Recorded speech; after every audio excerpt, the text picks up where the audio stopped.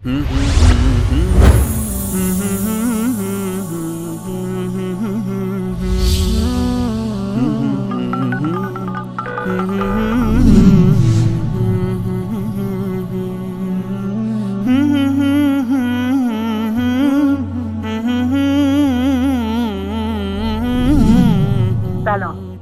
با سلام خدمت دستاندرکاران شبکه رساله هست. من زنی هستم 70 ساله، 20 ساله که توبه کردم، 1000 کار کردم، کارهای غلط کردم، توبه کردم و نماز قضاهامو دارم میخونم. هیچ گونه گناهی دیگه نمی کنم. توبه کردم. آیا خداوند منو میبخشه یا نه؟ از شما تشکر. بسم الله الرحمن الرحیم.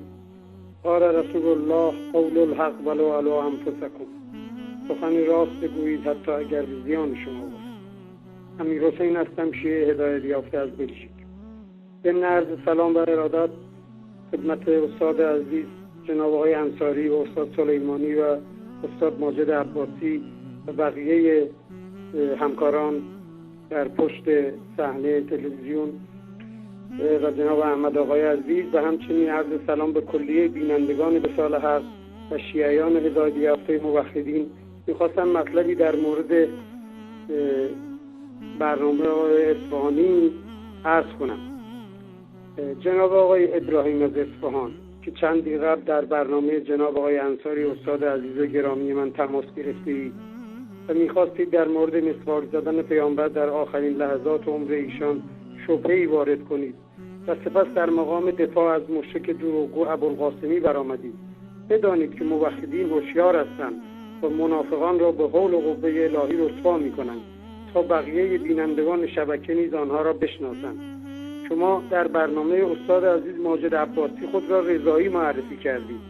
شما همان کسی هستید که مرتباً با الله یاری، همون شیطان یاری شبکه اهل بیت تماس گرفته و ایشان از شما تعریف کرده و شما هم از ایشان و الله یاری را یکی از سربازان حقیقی و راستین امام زمان می‌دانید که در رکاب امام زمان خیالی و موهومتان شمشیر می‌زند و دشمنان اهل بیت رحم الله را گردن می‌زند.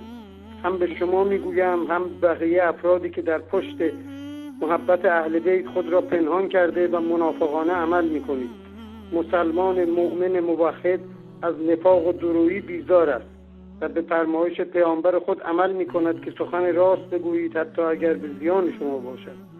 خواهش می‌کنم آقای ابراهیم یا آقای رضایی دست از نفاق بردارید که موحدین شما را رسوا می‌کنند، همانطور که آخوندهای مشرک را رسوا می‌کنند. قال الله فی محکم کتابه حاسبوا قبل ان تحاسبوا.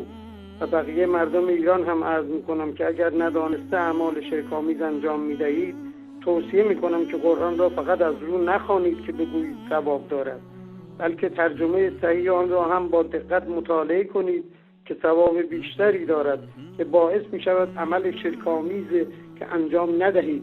و آن دست از شیعیان که عمدن اعمال شرک‌آمیز انجام میدهند مانند قبر پرستی و امامزاده پرستی و رشوه دادن به قبور به اسم نذر و حاجت خواستن از مردگان و آنها را یا در کنار خداوند قرار داده یا بالاتر از خداوند و صفتهای خداوند را به بندگان صالح میدهید، باز هم چشمان خود را بسته و گوشهای خود را گرفته و بگویید ما مسلمان هستیم و ما امامان را نمی پرستیم، بلکه چون بندگان گناهکاری هستیم آنها را واسطه قرار می دهیم که حاجات ما را به خدا برسانند. خداوند فرموده است که آنها صدای شما را نمیشنوند و اگر هم بشنوند پاسخ شما را نمیدهند و در روز قیامت از شرک شما بیزارند. پس تا فرصت از دست نرفته به قرآن و توحید برگردید که خالق کل کائنات الله است و بس و شریک و مانندی ندارد. دین خود را از آخوند نگیرید که به جهنم میروید، بلکه دین خود را از قرآن کتاب خدا و سنت رسول الله بگیرید که باعث رستگاری میگردد. اگر تا به حال نمیدانستید حال با بودن شبکه‌های توحیدی حجت بر شما تمام شده. پس به این گفته پیامبر عمل کنید.